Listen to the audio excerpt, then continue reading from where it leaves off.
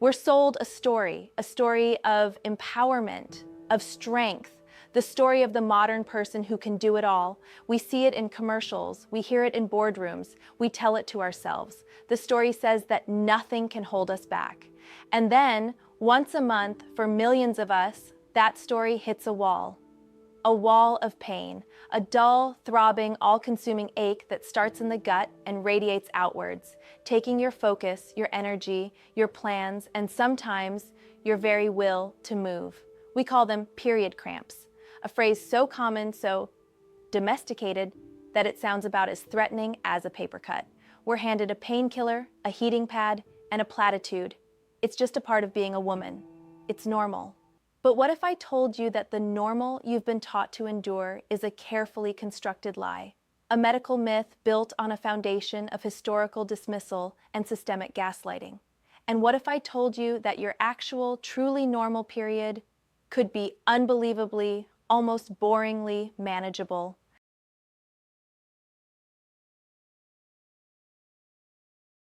The story of period pain isn't a biological footnote. It's one of the greatest, most widespread, and most successful gaslighting campaigns in human history. And today, we're going to pull back the curtain. Think about the first time you were told your pain wasn't a big deal. Maybe it was a parent, a school nurse, a well-meaning friend, or even a doctor. You say, "I'm in so much pain I can't think straight." They hear, "I have some cramps." You say, "I feel nauseous and my legs ache and I might pass out." They hear, "I'm on my period." This isn't an accident. This is a script we've all been handed, the suck it up script. It has 3 main acts. Act 1, minimize. The pain is framed as a minor inconvenience. It's just cramps.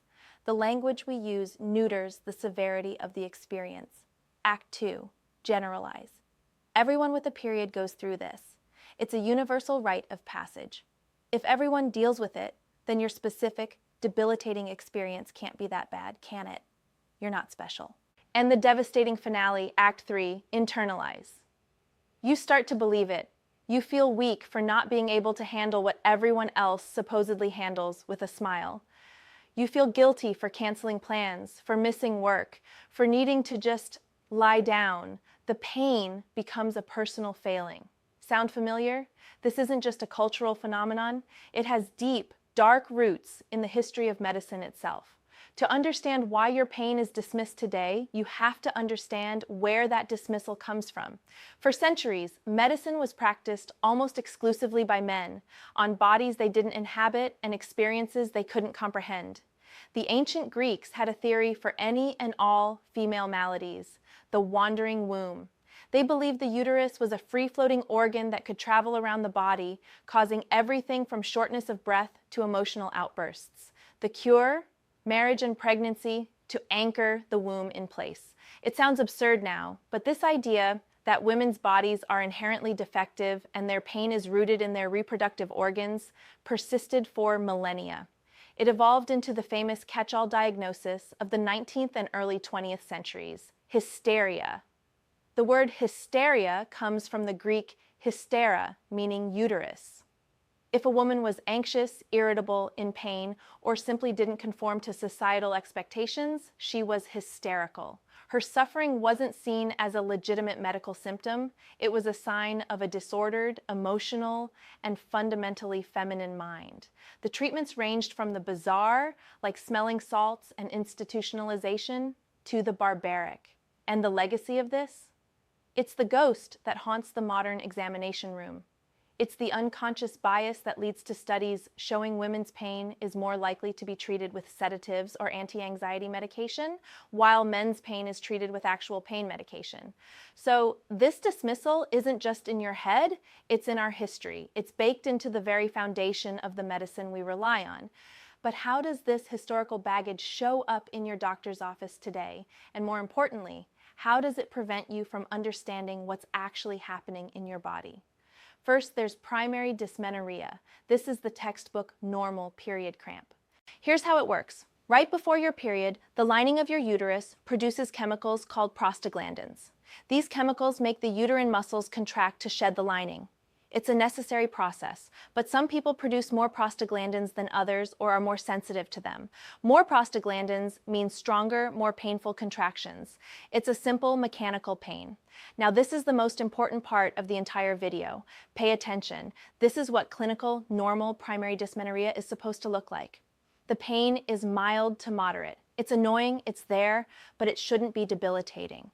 It typically starts a day or two before the period and lasts for 1 to 3 days, getting better as the flow gets lighter. And critically, it responds well to over-the-counter anti-inflammatory medication, like ibuprofen. Why? Because those drugs work by blocking prostaglandin production. Let that sink in. Mild to moderate, lasts a few days, goes away with an Advil. That is the medical baseline for normal. Does that sound like you're normal, or does it sound like a vacation? If your experience is anything more than that, you might be dealing with the second category, secondary dysmenorrhea. Secondary means the pain is a symptom of something else. It's not just the period itself, it's an underlying medical condition causing the pain. And the list of these conditions is long, and for millions of people, life-altering. It could be endometriosis, a condition where tissue similar to the lining of the uterus grows outside of it on ovaries, fallopian tubes, and other organs. During your period, this tissue breaks down and bleeds too, but it has nowhere to go, causing inflammation, scar tissue, and severe chronic pain. An estimated 1 in 10 women have it, 1 in 10. It could be adenomyosis, sometimes called endometriosis's evil twin. This is when the uterine lining grows into the muscular wall of the uterus itself. This leads to an enlarged, bulky uterus and causes excruciatingly painful, heavy, and prolonged periods. It could be uterine fibroids, which are non-cancerous growths in the uterus that can cause pressure, heavy bleeding, and intense cramping. It could be polycystic ovary syndrome, PCOS, or pelvic inflammatory disease, PID. The point is, the pain is a smoke signal. It's an alarm bell. It's your body screaming that something else is wrong. Are you seeing the disconnect? Society, history, and culture have lumped all of these experiences into one dismissive bucket called cramps. But the gap between the suck-it-up normal and the clinical normal isn't a crack, it's a canyon. The real question is, how do you know which side you're on? And what can you do about it? This is not medical advice, but it is a guide to help you advocate for yourself. It's time to take inventory. If you tick any of these boxes, it's a sign that your pain is not normal, and you deserve to be investigated by a doctor who listens. The pain level. Does your pain regularly make you miss school, work, or social events? Do you spend days in bed? Is it a 7, 8, 9, or 10 on a 10-point pain scale? That's a red flag. The medication. Do over-the-counter meds like ibuprofen or naproxen barely touch the pain? Do you have to take more than the recommended dose just to function? Red flag. The duration. Does your pain last for more than 3 days? Does it start a week before your period and continue after it ends? Red flag. Other symptoms.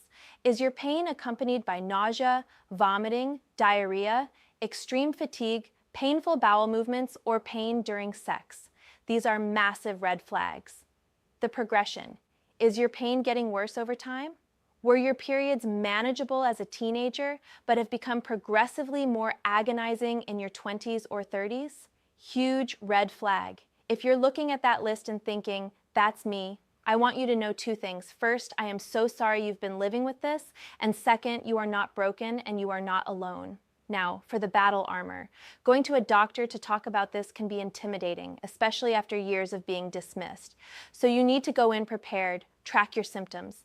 Don't just say, I have bad cramps. Be specific. Use a journal or an app. Track your pain on a 1 to 10 scale, what day of your cycle it happens, what other symptoms you have, and what you've tried to do to relieve it. Data is harder to dismiss than feelings. Use their language. Walk in and say, I am concerned I may have secondary dysmenorrhea and I would like to explore potential underlying causes like endometriosis or adenomyosis. Using clinical terms shows you've done your research and forces them to engage on a medical level. Be your own advocate.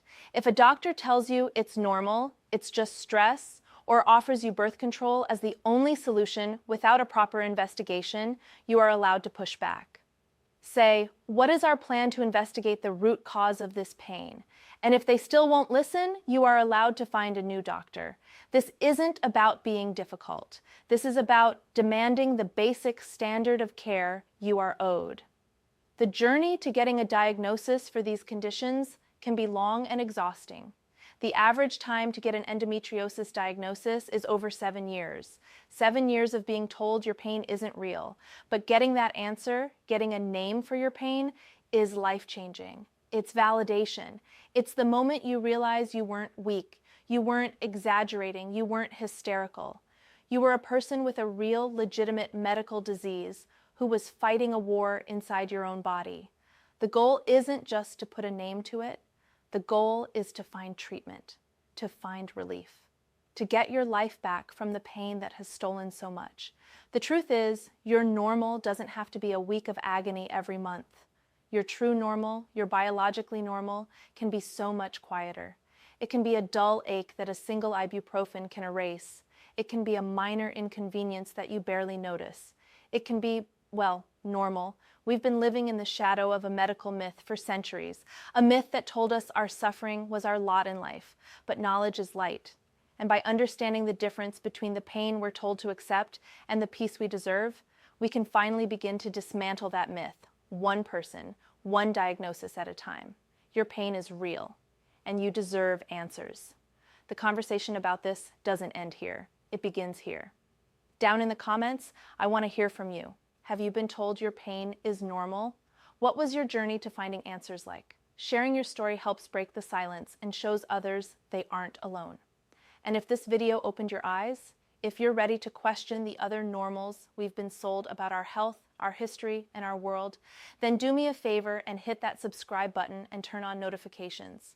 We're building a community here dedicated to pulling back the curtain and looking for the truth. Thank you for watching, and be kind to yourself.